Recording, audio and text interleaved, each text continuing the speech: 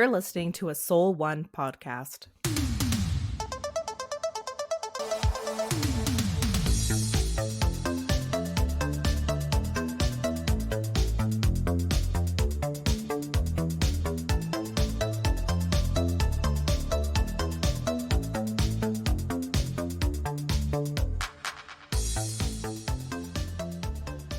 Okay, it's recording, Nicole.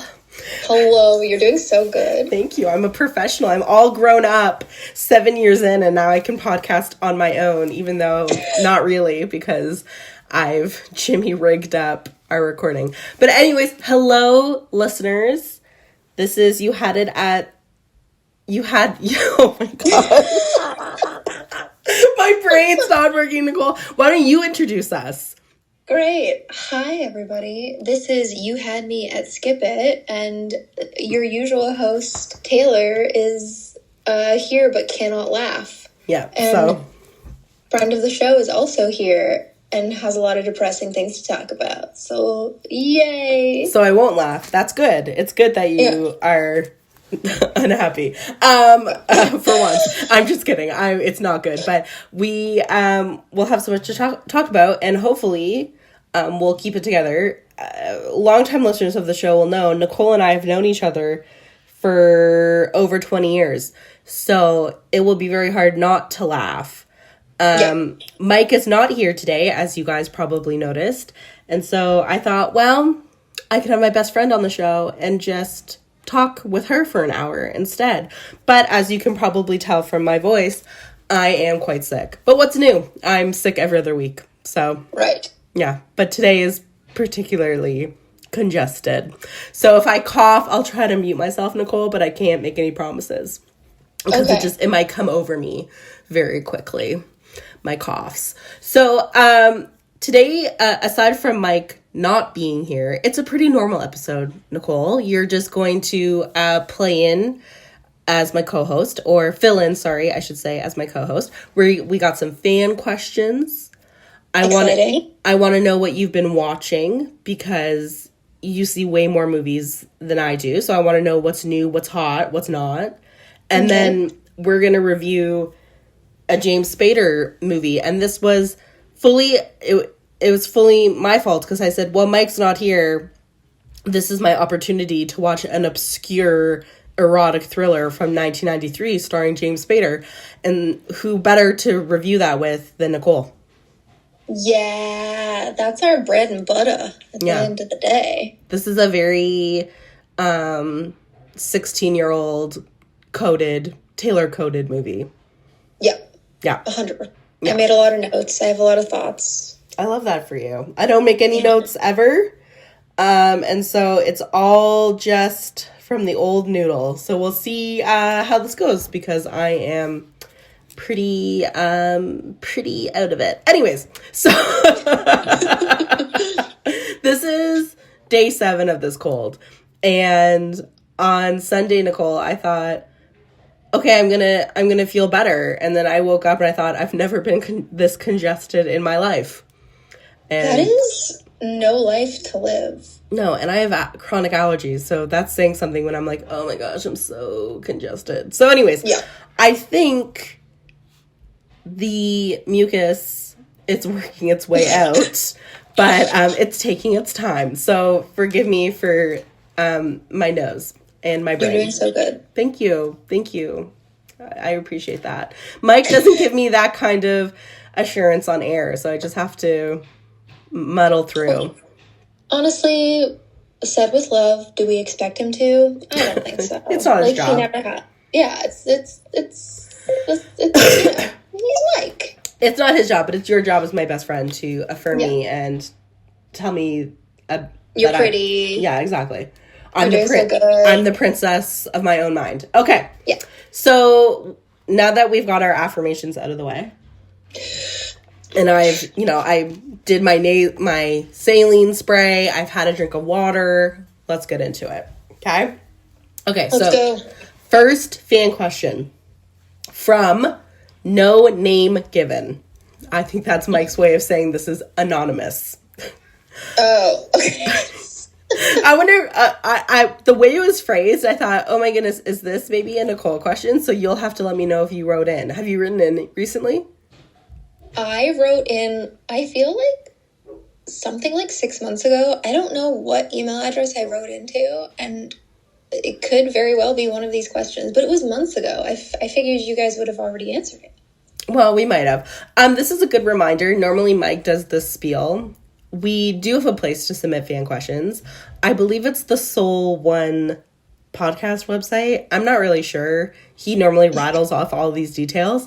But we do have a way to submit fan questions, and we do eventually get to them. And so maybe next week, tune in, and you'll get all the details as to how to submit those fan questions. I guess I just black out when Mike does that little spiel. Nicole? I think that's fine, because that's a mic job. Yeah, that is a mic job. That's what he's there for. Yeah. Okay. So this is from Anonymous.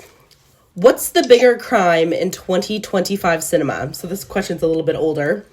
Remaking a dumb movie and taking it too seriously, or keeping a franchise alive one sequel too long?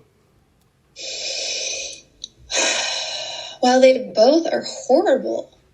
I don't know. Can we say that? I actually don't think it's a bad idea to make a dumb movie and taking it seriously. But I guess I don't understand what they mean by that. Like it's like pretentious. Like I think it's kind of funny to remake a movie, a dumb movie, but take it seriously. But I guess saying wait though. Sorry. You like Roadhouse? Remember Roadhouse? Oh yes. Okay, yes, that is the perfect example.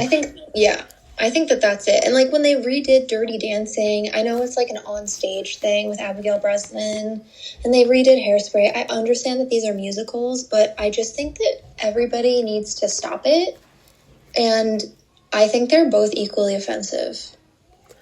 I think I would still take a gamble on a remake of a dumb movie than keeping a franchise alive to, like, milk it. If I had to pick between the two. I guess I would, if I had to pick, just for the record though, they both are horrible, but if I had to pick, I would agree with you. Okay. Well, I'm glad we agree on that one. Suzanne writes, I don't know if you've seen this movie, so we can skip this question if you haven't seen the new Knives Out movie. Have you seen it? I have not seen it. Have you seen any of the Knives Out movies? Yeah, I saw the first one. Okay. So I'm going to read Suzanne's question. I can answer it, and you can just weigh in because it's not Knives Out specific in the end. Okay. If Wake Up Dead Man were the first Knives Out film, would it have been... Sorry. Now I have a real appreciation for Mike because he often stumbles on these questions, and I internally am giving him a hard time, but it is a little bit tricky. Okay. If Wake Up Dead Man were the first Knives Out film, would it have become a franchise at all? I'm not sure it really captured what I loved about the first film. Suzanne, I would love to know what it was about the first film that you loved. I feel like the 3 Knives Out films have just gotten worse as they go along. I will agree with you that this third one was way better than Glass Onion, yes. But do you feel it would have become a franchise leading with this one? This is an interesting question, Nicole. I've never thought about that, about like watching a sequel and been like, if this was the first one, would it have been a franchise? Well, no, because it wasn't. If they thought it was the best story, it would have been the first one. You know what I mean? Yeah. I 100% agree. I don't think that the reason why Knives Out keeps coming back is because it's like particularly good or groundbreaking. Not that I don't think it is good or groundbreaking, but it's because it just makes a lot of money. Like, it seems like it just makes a lot of money, and they're like, all right, let's rack it up, baby. I loved the first one. It was fun. I did not like the second one, and I really liked the third one. But okay. I don't know, the money question's so hard anything that makes money is going to get a sequel, right? Yeah, totally. That question about would it become a franchise leading with this one? I've never thought about a question that way because I'm not really a franchise person. Have you ever thought about that question? I haven't, because what I always assume about a project is that it's this thing, like you always hear about the first iteration of something that becomes iconic or like, culturally relevant. You always hear about the first one being, it took us 7 years to write this, and we pitched it from studio to studio, and we fundraised for it. And so I think it's so hard to bring the passion that you have for the first thing back again and again. And plus, like, you're kind of shooting yourself in the foot, because audiences love what they know. Like, if we can say that, I mean, like, people love very formulaic movies, and I think that that's totally fine. But I think that once you get an idea of something in an audience's head, I think it's hard for them to be like, well, this is good in this way, because they're very stuck on the idea of the first thing. Do you know what I mean? Kind of like Suzanne, it's always going to be really hard to top the first Knives Out, because she's now comparing every single one that comes after it to the first one. Totally. The only place where I would say that this is I'm not Gen Z, but I think this is a very Gen Z answer. I kind of think that Shrek 2 is better than Shrek 1. Like, they really blew it out the water. People say that about Paddington too. Oh, I haven't seen Paddington yet. People think that I personally don't fall into that camp. I think Paddington 1 is the best one, but there have been a lot of people that say Paddington 2 is the perfect sequel. And in fact, that it might be better than the first. So I think, like, that's the thing about franchises. And this is, like, Knives Out is kind of not a weird franchise, but it's like if you think about Harry Potter, how it's like, I don't know, I'm not a Potterhead, but the idea that it's like one story and each movie until the end is like an installment of that story. And so, like, sure. Yeah, Harry Potter, I guess, in a sense, is a franchise. Or not. Do we think that it's because I think Knives Out falls more into that anthology? Yes. Where you have, that's like, what I'm some trying people, to... Yeah. Yeah. Yeah.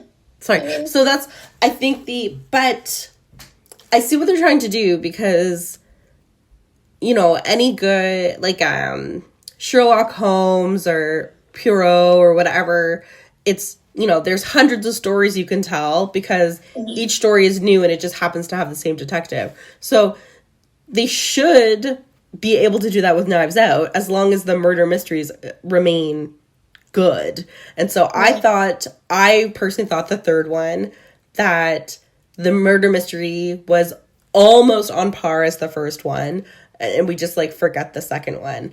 But again, like, I think, like, typically with franchises, there are diminishing returns. Like, I can't really think of like you said, the only one, maybe Shrek 2, maybe Paddington 2. Typically, in a franchise, the stories are going to get a little, I don't know, you can't capture the same magic, maybe. But neither of us are really, like, franchise girlies, I would say. I don't think so. I mean, aside from, like, The Conjuring.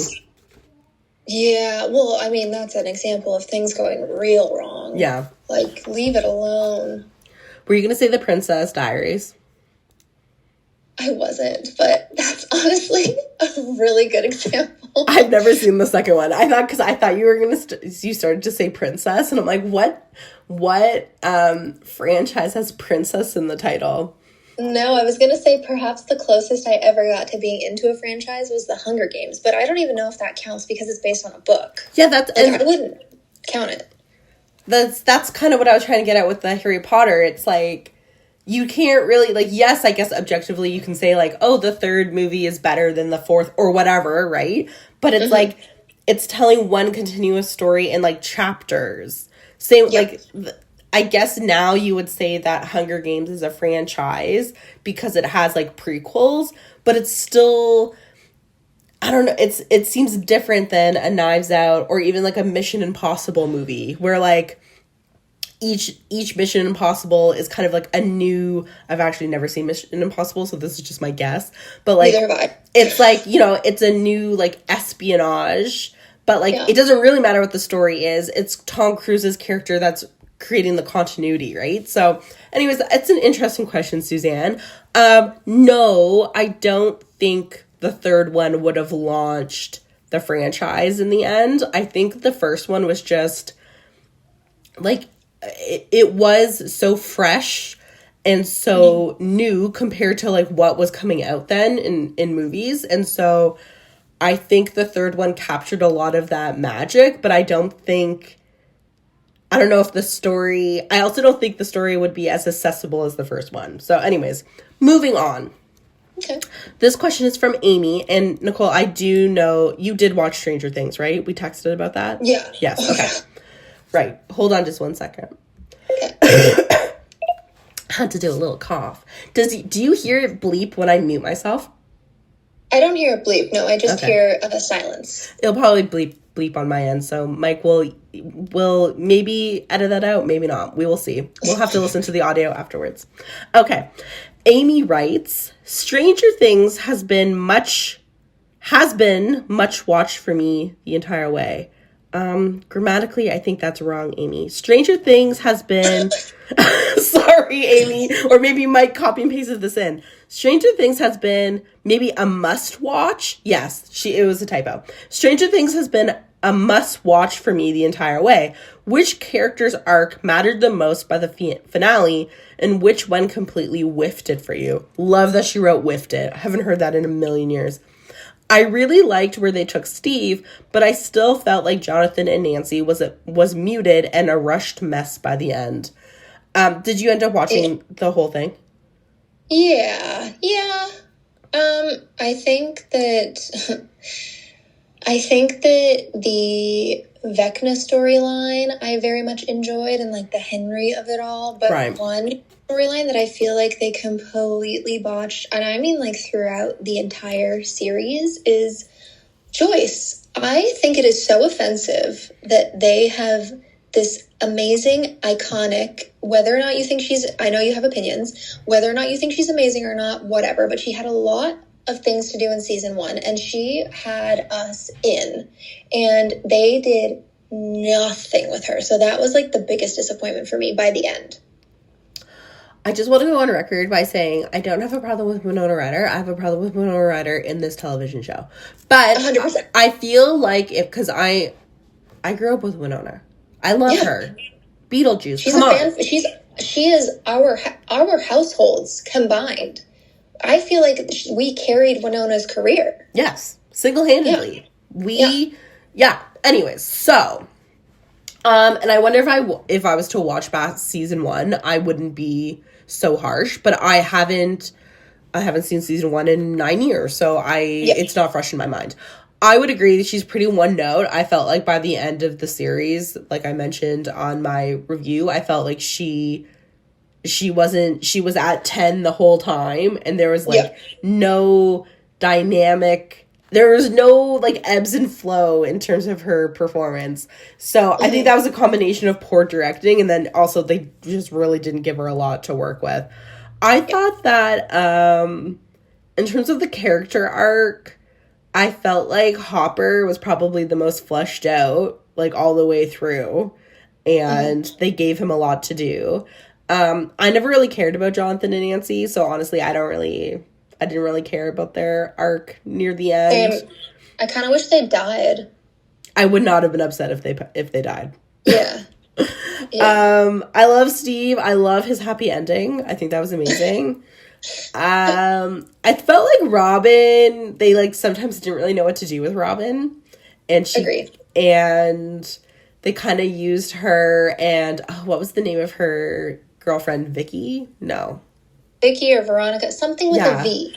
Like that felt very much like, okay, we just need like some plot development. They were like less characters and more plot devices, and then so that's, I mean, we could spend a whole episode just talking about Elle and her Millie Bobby Brown's acting performance, which again, I don't think that was her fault. I think it was same with Winona. I think it was poor directing and poor writing, and they really didn't give her a lot to work with this season.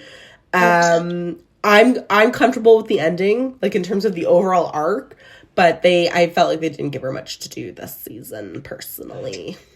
Yeah, I think what they did during the final season, every mistake that they made, I feel like they completely made it up for me in the last episode where they tied everything up. And now and that's good on them, because now now I feel content. I'm like, oh, okay, this is good. I enjoyed the ending. I feel good.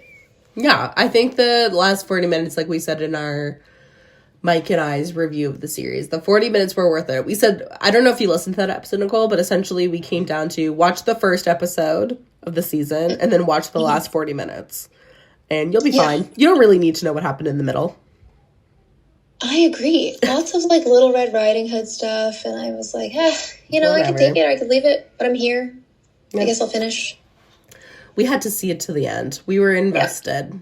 Okay, so that's it for fan questions today. As I mentioned, we are always accepting fan questions. I just personally don't know how to submit them. I believe it's through our website. Excuse me. Sorry. I'm so sorry, guys. I believe it's through our website, but we'll have more details next week, or you can just listen to last week's episode and you'll be able to get the details. So no worries on that end. Okay. So, Nicole, I thought before we could get into our James Spader review, I thought you'd just catch us up with what you're watching, because you live in sunny, hot, muggy LA. I actually don't know if it's muggy in January. Not muggy. It's probably actually nice right now to be living there. It's 25 degrees Canadian, like Celsius. I like to say Canadian, but it's 25 degrees. Too hot. With no humidity, though? Like just a crisp, like a nice, clean 25? It doesn't feel humid. It never feels particularly humid, but yeah, it's not really humid. Like, I'm just looking at the humidex index now. It's like 25%. Yeah, it's sunny. Nice. It's nice. We had a lot of rain recently. It's whiteout snow conditions in KFLNA, so you are not missing anything. Very good. Go to the beach tomorrow for me. What was that? Go to the beach tomorrow for me. I want to live vicariously through you. Go to the beach. I wish. It's so weird. The beaches, in case anybody cares about this little hot tip update about Los Angeles 1 year post the fires, we took a drive out to Malibu on New Year's Day, and we drove down PCH, which is like the highway that's on the ocean. And when we drove out to Malibu before, there have been houses all along the beach, and now they are completely gone, burned down. And it was just wild to see. Like, you can see the concrete slabs basically where they were in the rebar, but the houses are gone. Right, and there's been they're not rebuilding there yet.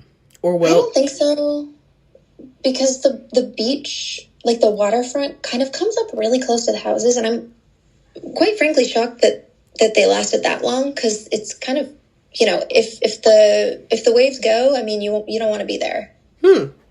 Yeah. Well, so maybe don't go to the beaches. Okay. But anyways, it sounds warm where it's cold and snowy here. So what have you been watching lately? I know you have one particular movie you want to talk about, but I'd love just a little catch up. What have you been seeing? What have I been seeing? I've been seeing a mix of like 2024 things that didn't really get a wide release, and then 2024 to 2025. Are we not in 2026? You're watching. We're in 2026, but I think one of the movies, or at least two of the movies that I have watched in the past month, came out in 2024, but they were so small. Oh, okay. By the time they got to my little indie theaters out here, it had already been like the full festival circuit, and they didn't get a wide release. Got it. So, I rewatched Weapons. I'm still just tickled at that movie. What else did I watch? Marty Supreme, whatever. Begonia, that was really fun.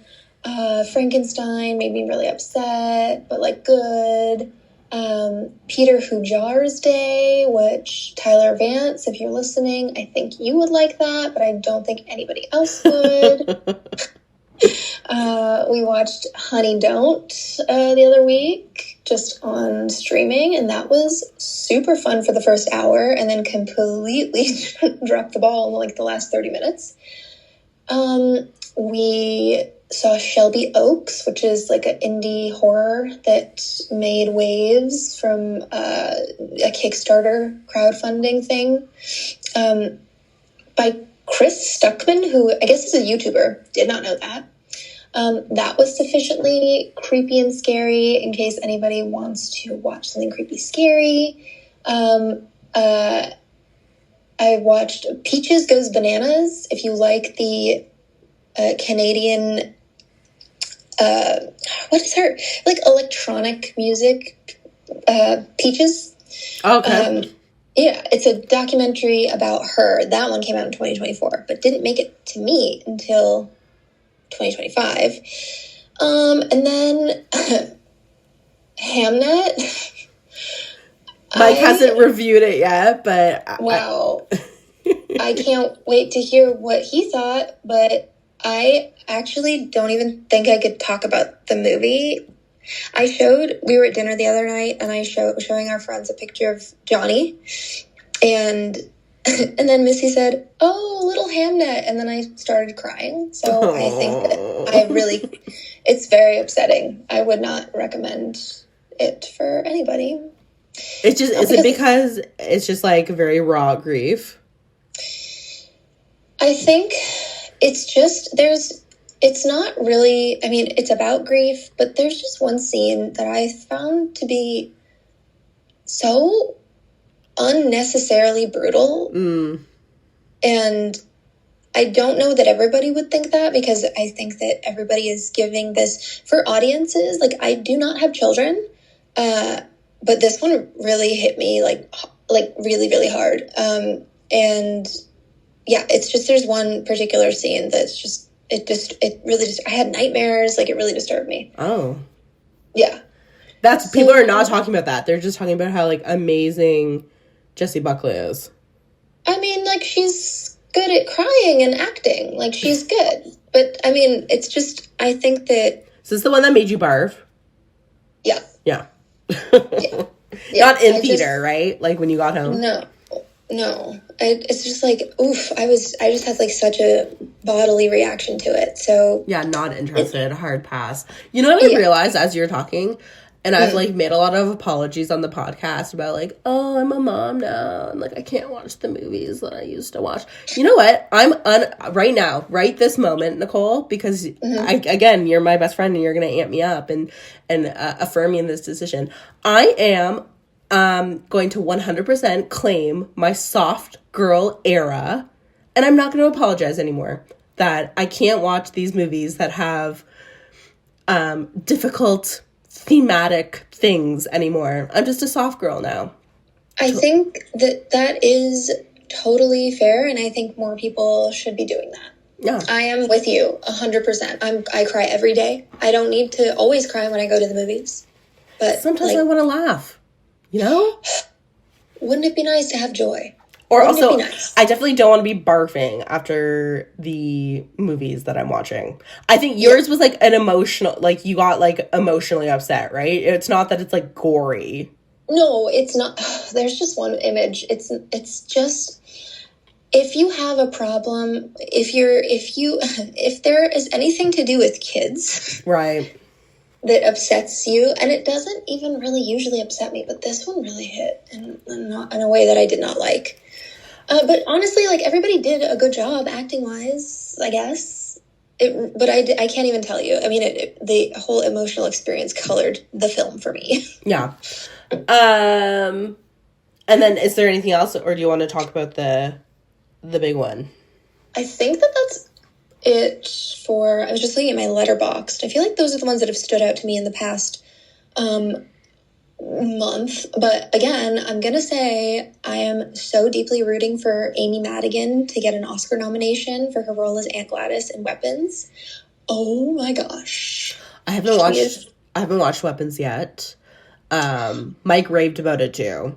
Everyone's raving about it. I think you would love it. I think I would. I just don't have as much spare time as I would like to watch movies. But I would like to circle around back to it. So, from the recent movies you watched over 2025, we're starting to see, like I mentioned, we're starting to see award nominations. You mentioned that you want Weapons to be nominated. I don't think it won any Golden Globes. Yeah.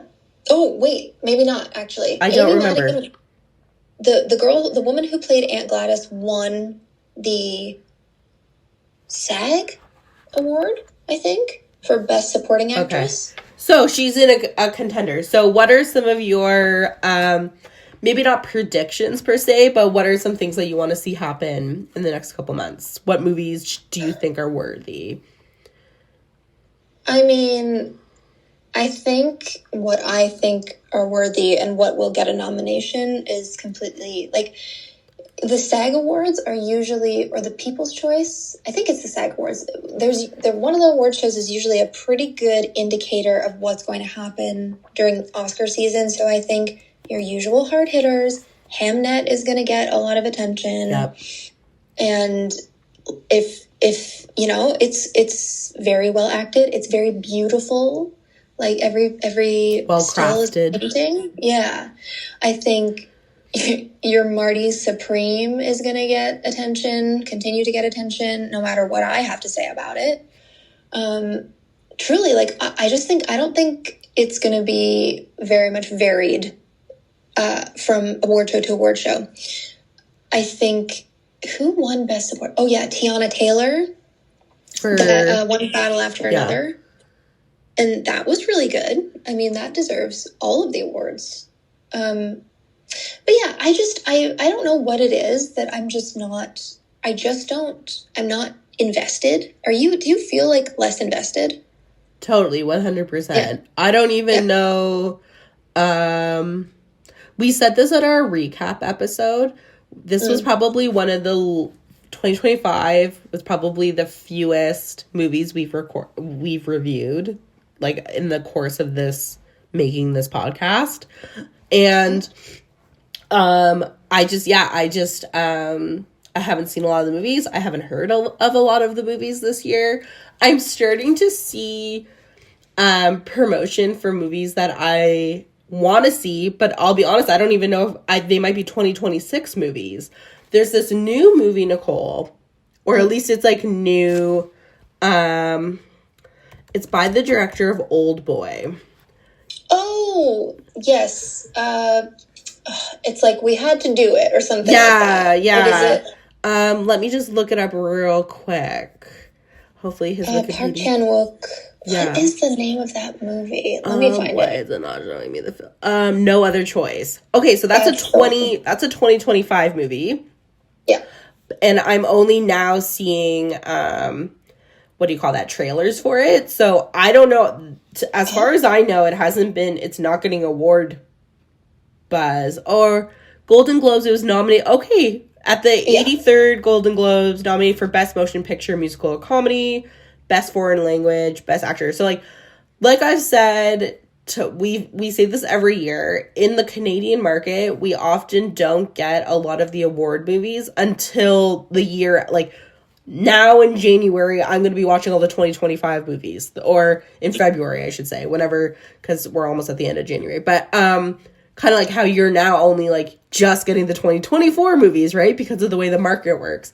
So I don't know, like I maybe will get more excited for the Oscars when I've seen some more of these movies that I'm only now hearing buzz about, but hard to say. Not really invested. I've never been like a super Oscar fan. I like watching the red carpet. I like seeing what everyone's wearing and stuff like that. But like in terms of the actual awards, like I don't know, I could take it or leave it. So we'll see. It will be interesting.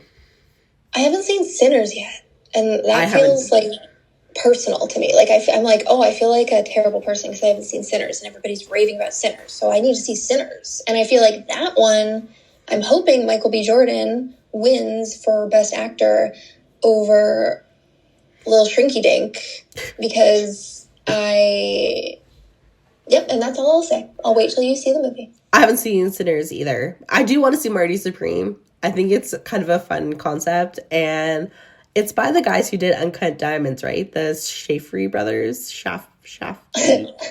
Uncut Gems and the Safdie brothers? What did I say? Uncut Diamonds and the Shaffer brothers? Honestly, it works. That's great. Yeah, you knew what I meant. But it's only one of them, right? It's only one of the brothers that's doing it's the one who likes to kill dogs. In real life? No, like in his movies. He likes to kill dogs. Oh, okay. Yeah. It's always funny when it's like I think the Coen brothers have done this where they like split off and sometimes they make movies independently but they'll like come back together, and it's always funny, like, who's the more talented brother, you know, or sister, like who's carrying this relationship. So I'll be interested to see Marty Supreme. I do like Mr. Timmy there, so we'll see, but I feel like he's getting like too big, like he believes his own hype. Yeah, and unfortunately, I mean, I think I made a comment last year on this podcast where I was like, I love it that he's so very outwardly says he wants to be the best, and I think that now it's old. Eating my words. It's old. That's enough. Yeah, I'm done. Just like it is. Oh, go ahead. Sorry. Yeah, his self-promotion. You know what I mean? Yeah, it just feels too much.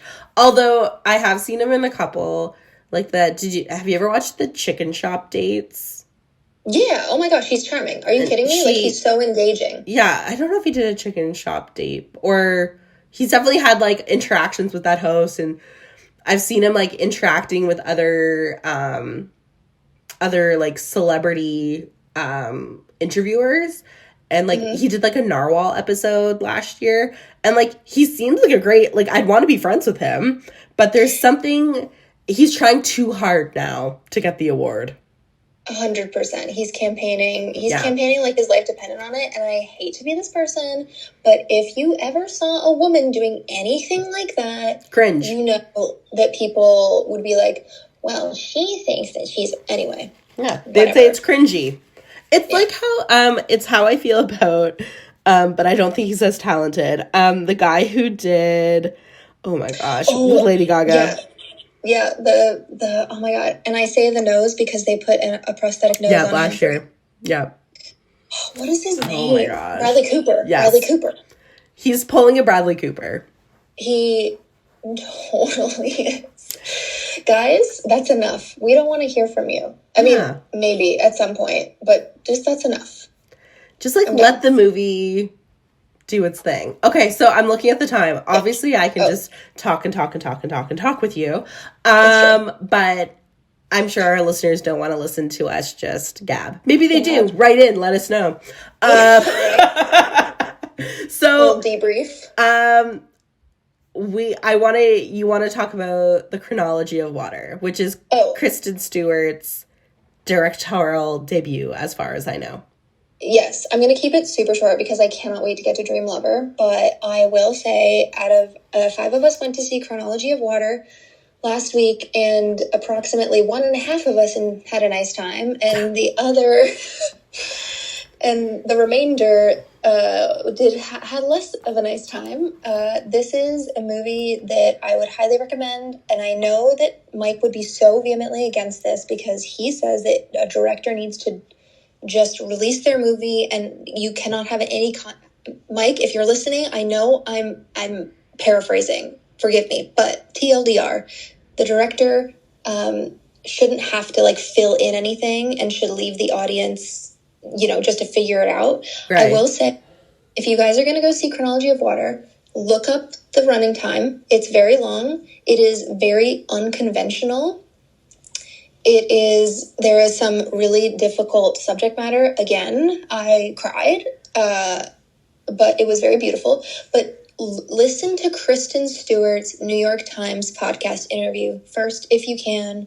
or don't, whatever. I think you'll have a better experience. And I would give it, like, I think you should see it in the theater. I think it is so beautiful. And Tyler Vance, again, if you're listening, you would love this, because I love this.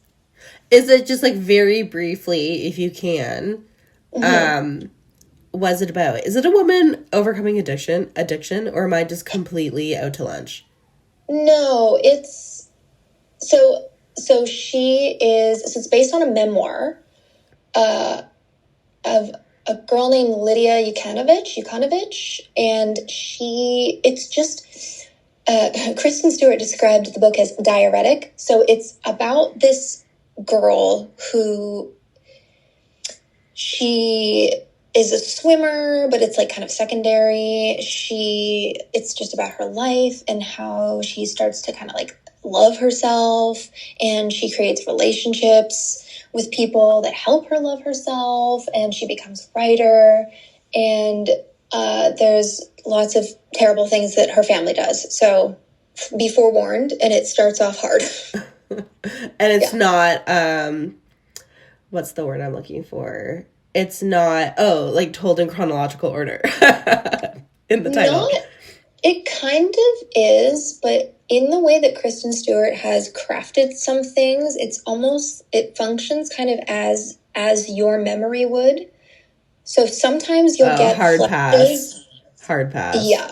I don't know that it will be your cup of tea at this time, but I think it is a really pretty, beautiful watch and a very interesting take on a person's story. And I had a great time.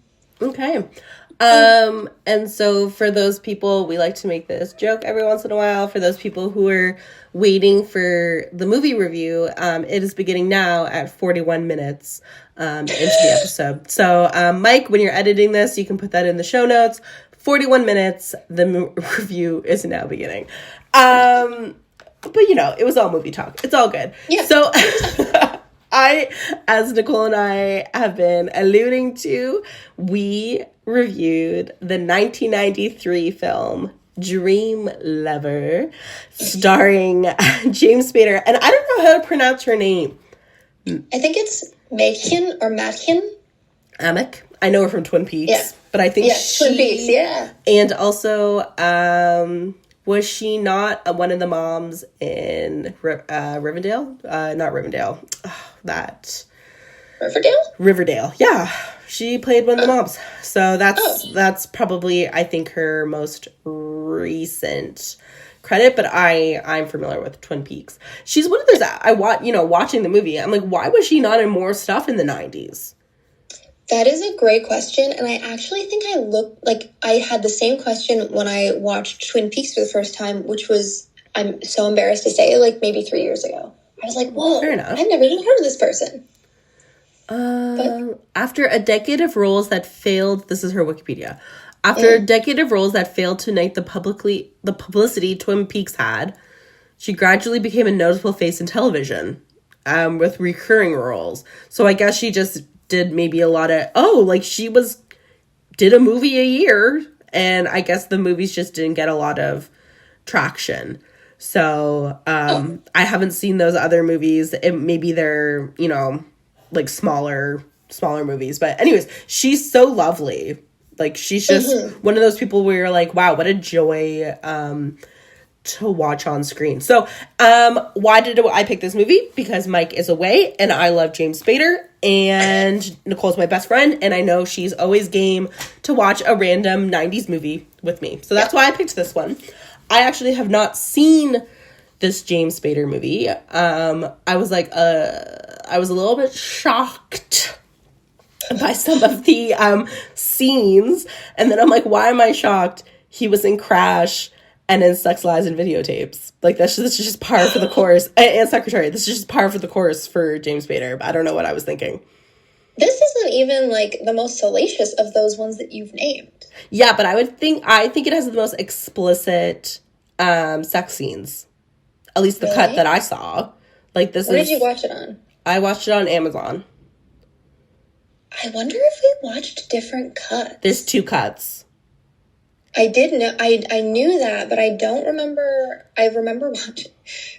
That's gonna make me sound really interesting. I remember watching like the sex scenes, and I'm like, oh, this isn't even anything. Like, why are people calling it an erotic thriller? Did you see full frontal nudity? Yeah.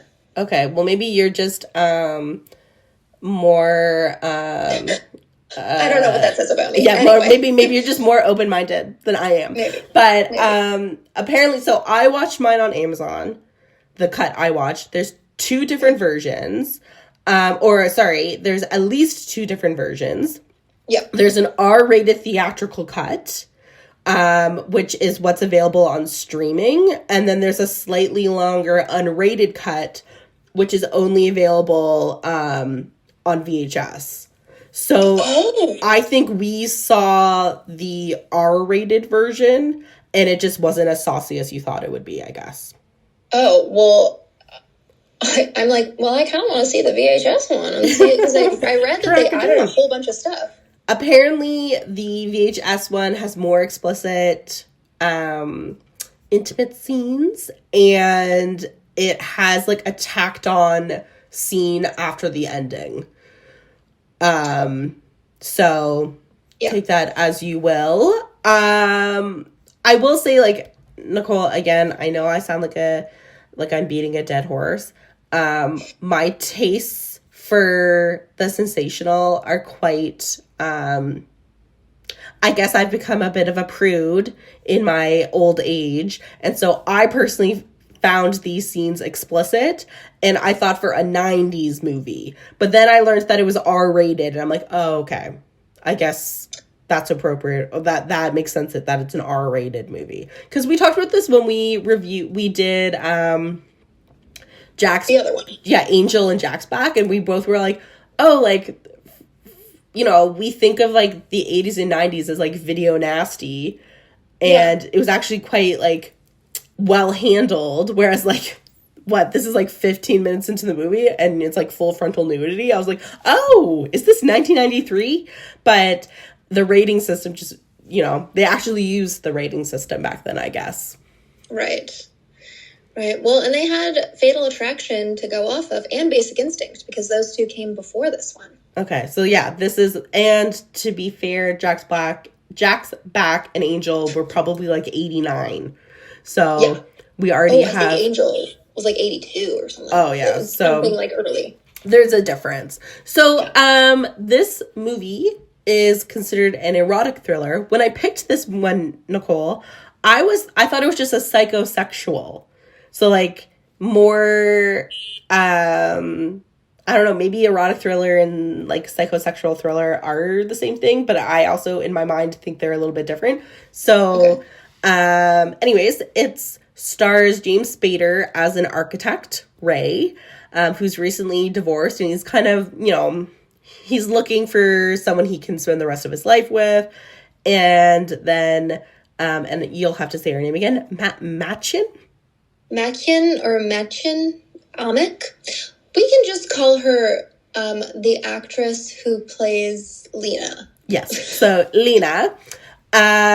So very quickly in the movie, James Spader character Ray and Lena seemingly by chance meet each other, and they start a relationship, and like very quickly get married, start a family. Like, it's almost like, it's not quite a montage, but like very quickly, and like following the scenes, they've started this life together. And then pretty much the other shoe drops, and Ray starts to identify inconsistencies, I guess you could say, sure, about Lena. And that's where kind of the thriller aspect of the film comes in. Who is she? You know, what's true, what's not true? And then the movie kind of unfolds from there. So, I'd love to know your thoughts, Nicole. I feel like the actress who plays Lena really just held all of this together for me. It was just a pleasure to watch it. when Missy saw her on the screen, she was like, "Is that Rachel Sennett?" And I was like, "No," but she does look like her a little bit, doesn't she? Yeah, it was honestly. I think I was expecting more because Jack's back, and I know James Spader is very capable of breadth. And in this movie, he was giving us nothing, like less than nothing. And I'm like, why? What is the appeal? I mean, I know what the appeal is by the end, but I don't know. I felt like it was lacking something, and yeah, it was fine. I wish the ending, honestly, the ending felt like such a cop-out. I'm like, oh man, like that's it? That's it? Although I will say, highlight for me, James Spader spitting a pill in that guy's mouth really, truly made an impression. I love him. It's okay. It's hard for me to review objectively because James Spader probably is my favorite actor. Okay. And Mads Mikkelsen. So in terms of like, if I had to pick two guys, they're my guys in terms of acting. Like the opening scene with not the opening scene because I think that's like the dream because I want to talk about that. Oh God. When he's divorcing his wife and they're like we both love each other still but we can't be together. I'm like peak James Spader, loved it, great. Yeah, that's why I thought it was gonna be different. I was like, oh cute, maybe a little funny. Nope. No, I think it was direction and maybe writing because Ray's character is a little bit one note. Like he's apparently just like the perfect guy by like and so that's like part of the drama, like this woman, without giving too much away, would like take advantage of like the perfect person. And so he was, I guess, like a little bit one-dimensional. And I also felt like there wasn't a lot of it's funny that you should say that you felt like he wasn't giving much. And while I was watching I didn't think that, but like now that I'm thinking back, there wasn't a lot of fluctuation between the passion he had. Like he's the tension in the movie is that he's in love with her. Like he actually does love her and is like passionately in love with her and like wants to make this work. And so you have like that intensity. And then you also have the intensity that like she's lying to him I don't think this was a term yet, but like she's gaslighting him. And so like there should be fluctuations between like passionate love, passionate betrayal, and then like and like ebbing and flowing like in between those peaks. It was kind of like you said, like it was played all at one level, and it wasn't like particularly like when it was kind of like he finds something out and it's like, okay. Yeah. Like he gave the same look the entire time and I was like, do literally anything. Do anything. Yeah, I don't think, and you having seen Jack Black where he played Jack's back when he plays twins. So like I'm not crazy and I'm not like that's what I'm saying. Like you felt that he gave range in that movie, right? Oh my gosh. So I was like, I mean, granted, I still can't pick James Spader's face out of like a lineup of white blonde guys, but I think he did such a good job in Jack's back. I'm like, oh, he's charming. He's funny. He's kind of like not well. Sinister. And then, yeah. Yeah, I wonder if it was written and directed by Nicholas Kazan, who is the son of Elia Kazan. Yes. Ugh. And so I wonder if he's just not a very strong director, maybe, wasn't like asking, because I also felt like Lena's character also was a little bit one-dimensional. Totally. Like she felt like near the end when like the jig is up and you're like seeing her true colors, I felt like that was very good, but there wasn't a lot of nuance until the end of the movie. Like, I would have liked to see a little bit more, I don't know, like, a little bit more doubt, like throughout the whole movie, because she plays it as innocent. Yeah. For until like the last 20 minutes of the movie. I would even say, yeah, I mean, I guess I think the problem is that to me, she was giving so much more, and she was just so much more interesting to watch that I don't really remember it being as one note, but just like you did with James Spader. I'm thinking back and I'm like, yeah, it was kind of like you see her in something, you kind of know, ooh, like something is up. And you continue to have that feeling throughout everything, which is also kind of such a bummer because it should be like, remember Gone Girl? I never saw Gone Girl, but it's kind of the same premise, right? Where but you never, I don't even think that the premise is similar, but the twist is way more of a surprise. Right. And this was, oh yeah, I can see this, like from the top. Yeah, I think that's when I want more nuance is this movie felt very much like Ray was the good guy. Yeah. We were rooting for Ray all along. As he's finding things out, we're finding them out, and we agree with Ray, right? And we're like, when is he gonna find out that Lena's crazy? Like that's what you're waiting for, right? I think if this movie was made with maybe, because I think there were very movies, you would have seen a movie like this in the 80s and 90s where in maybe in the hands of a more capable director, there would have been more question, like, is Ray a reliable narrator? Because in my mind, there's no question Ray is a reliable narrator, and he's just being manipulated. Mm-hmm. It would have been a more interesting movie if there was doubt. I agree with you, and again, hate to be that person, but, Nicholas Kazan wrote it, directed it. We know who his dad was, a little snitch. So I feel like that explains it all. No, I'm just kidding. I think that maybe the direction was more interesting than the writing. Like the writing to me felt way more flat. I enjoyed the vision of it. Like I'm like, oh, I can see maybe what's going on here. But the writing it was just bad. Yeah, it was. And then so the thing I hated the most about this movie, and okay, yes. Though, so, I don't know, the dream sequences with... Please give your feelings about this. No, I just... Guys, you could have cut it out and we could have saved like 20 minutes. Yes. Because I felt that I was like, when is this going to be over?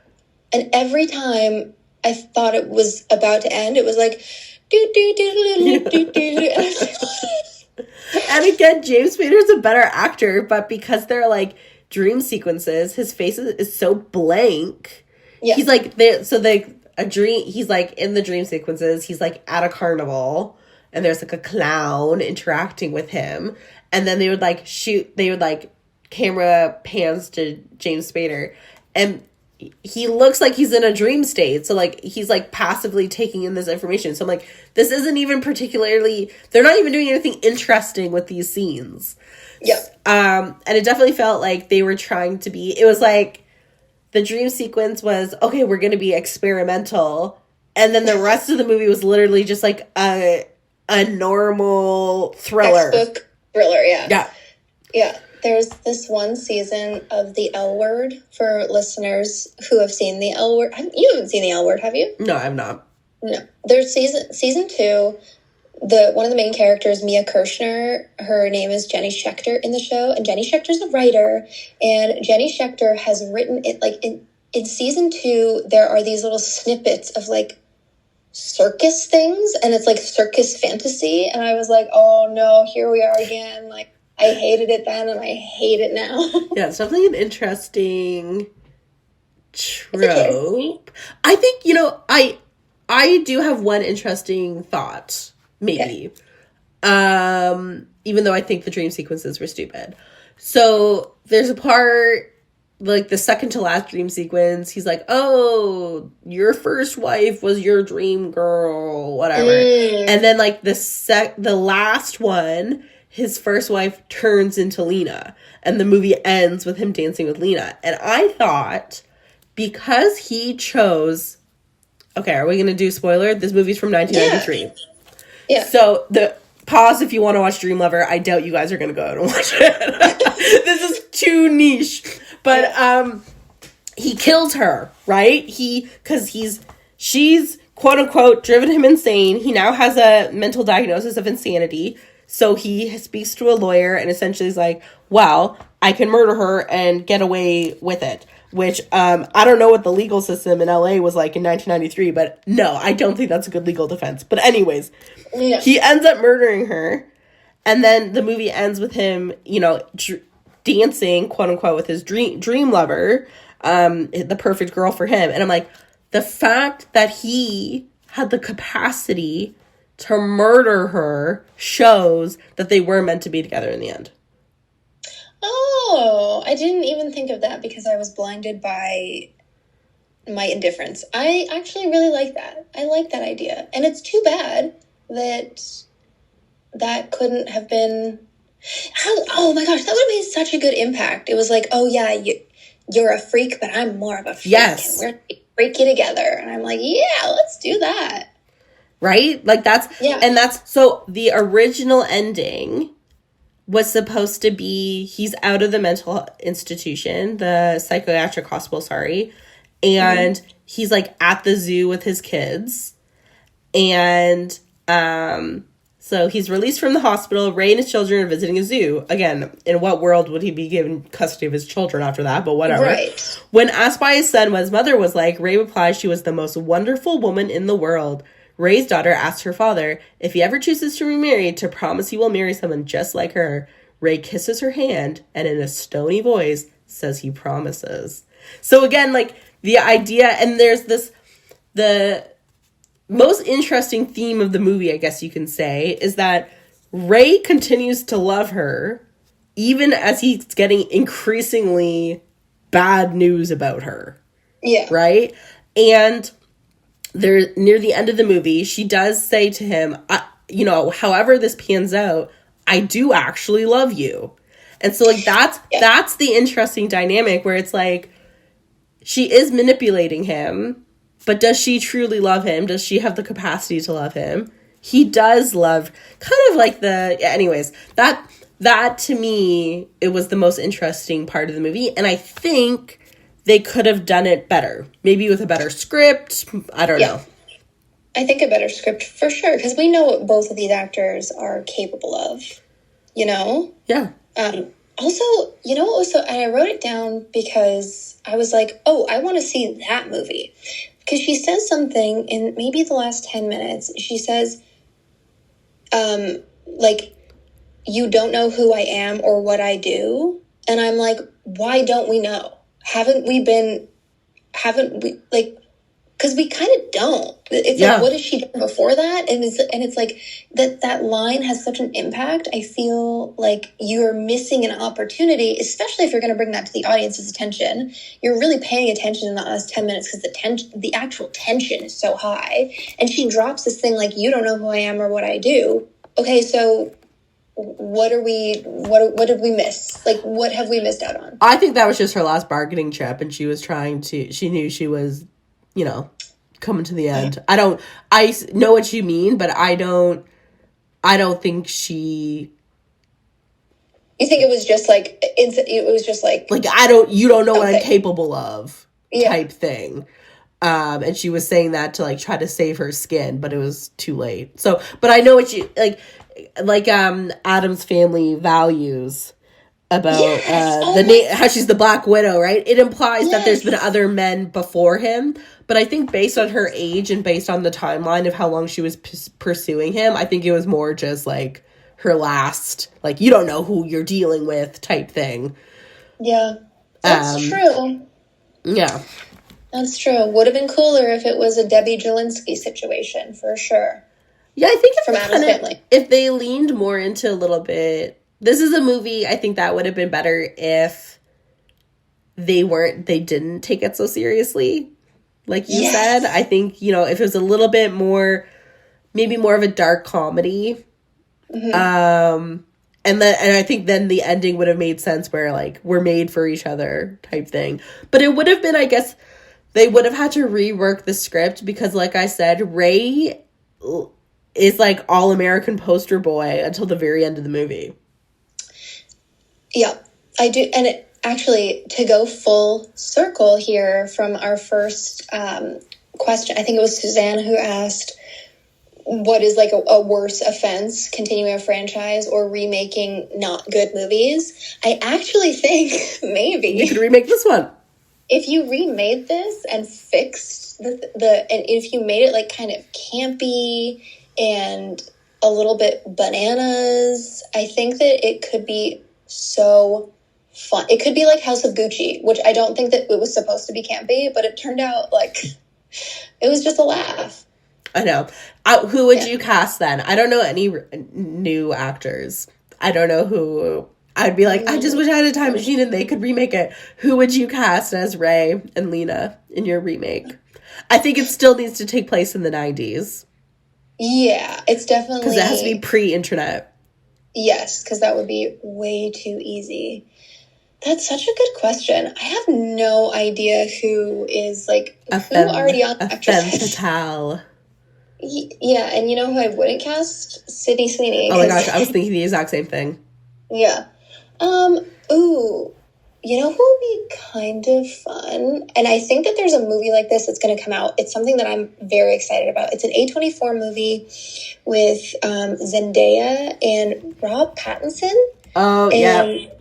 And I think she could do such a fun, like, that would be so much fun. Yeah. But the dude, I don't know. They'd probably cast Frankenstein's monster, Jacob. Oh my gosh. Yeah, Jacob Elordi. He's in everything. He is in everything. I think that but the part of the fun is, not to like drag this on, part of the fun is, and I think that this is where the director messed up, I wasn't on James Spader's side at all. I was on her side. I was like, get him. Get him. He's so boring. Just get him. See, I'm blinded. I have James Spader's rosy tinted glasses on. So, I did think, like, yeah, I wasn't like a get him type of situation, but yeah, I don't know. I can't say, because I'm just like, oh, it's James Spader. It's such a joy to see him in his prime. But I think, again, with a more nuanced script, I would have felt probably more like, oh, you get him, girly. Yeah. But yeah, totally. I think we've gone over. Yes, we have definitely gone over, and I had to mute myself to cough just now. So we should probably call it there. What's your review of Dream Lover? Skip it for sure. That's interesting. I think it's at least an airplane it. Okay. It wasn't like the worst hour and 40 minutes that I spent. There were some redeeming things for sure, but I think that you can get, I mean, in my experience, you can get exactly what the redeeming qualities were in this movie. You can get it from a Fatal Attraction or Basic Instinct rewatch, or even Elle, Paul Verhoeven's French movie with Isabelle Huppert from like 2019. Everybody should just go watch that. All right, there you go. Yeah. So Nicole has many more erotic thrillers that are more worth the watch than Dream Lover. Yeah. I think it's a light airplane it. Like I said, I don't think it was the worst movie going experience. I will do my little disclaimer. It is quite explicit in some scenes, although not as explicit for Nicole. Just the kind of the beginning of the movie. And then when they kind of settle into their marital life, it eases up a bit, which is actually kind of an interesting plot point. But anyways, yep, that's our show. Thank you for staying on this wild ride. Sorry, Mike, that you have to now edit like an hour, 10 minutes of this. Good luck. We'll see if he releases this episode, Nicole. Oh, please do, Mike. Pretty please. Sorry, Mike. All right, guys, go see some movies. Thank you for listening to You Had Me at Skip It, a Soul One Arts Inc. podcast. This podcast is produced by Mike Shepard and Austin Spinner Summer. It is a project of Soul One Arts Inc. To learn more about Soul One and all the great work that Soul One is doing in the arts community, especially in film, theater, and other performing arts, visit soul1arts.ca. You can contribute to this podcast by visiting soul1arts.ca and going to the podcast tab. You'll find all the information on You Had Me at Skip It and how you can get your questions read on air each week. Thank you again for listening.